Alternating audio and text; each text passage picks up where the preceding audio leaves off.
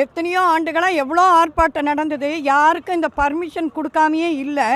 ஆனால் தளபதிக்கு மட்டும் ஒரு கண்டிஷனோட தளபதிக்கு கொடுத்துருக்காங்க பார்த்தீங்களா, அதுதாங்க அவங்களோட கிரேட்டுன்னு நினச்சிட்டு இருக்காங்க. வரும், எல்லாமே காலம் மாறும், இன்னும் ஒரு மாற்றம் வரணும். ஆனால் 2026 சிஎம்மாக உட்காரணும். அதுக்கப்புறம் என்னென்ன மாற்றம்னு நீங்களே ஆச்சரியப்பட அளவுக்கு தான் நடக்குமே ஒழிய எல்லாமே தலைகீழாக நடக்கும்னு நினைக்கவே நினைக்காதீங்க. நாங்கள் வந்தால் ஒன்றும் பண்ண முடியாது, இவங்கெல்லாம் சினிமாவில் வந்தாங்க, அது எல்லாமே சினிமாவில் வந்த அத்தனை பேருமே நல்லது நினச்சி தான் உள்ளே வராங்க.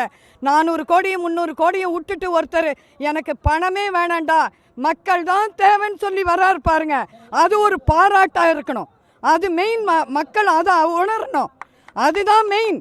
இவ்வளோ கோடியை விட்டுட்டு எல்லா கோடிக்காக நான் உங்களுக்கு வரேன், அந்த கோடி நீங்கள் தான் அப்படின்னு சொல்லி வந்தார் பார்த்தீங்களா, அதான் எங்கள் தளபதி.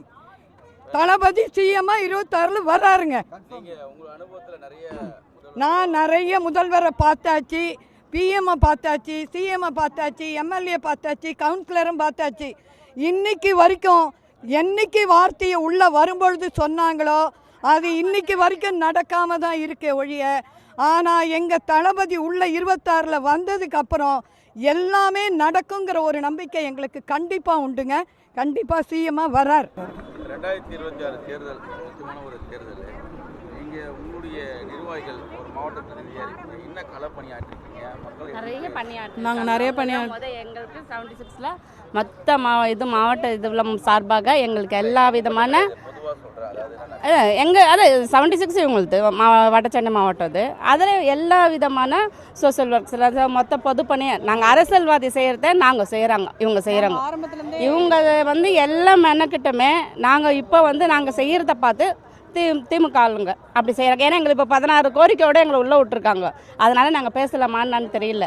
எங்கள் சார் நடத்துறது இன்றைக்கி அது வெற்றிகரமாக ஒரு இது மாவட்ட லெவலில் நாங்கள் நடத்துகிறோன்ற மாதிரி ஆகி போச்சு. மாநில அளவில் நடத்துகிறோம் அந்த மாதிரி ஒரு இதுக்கு.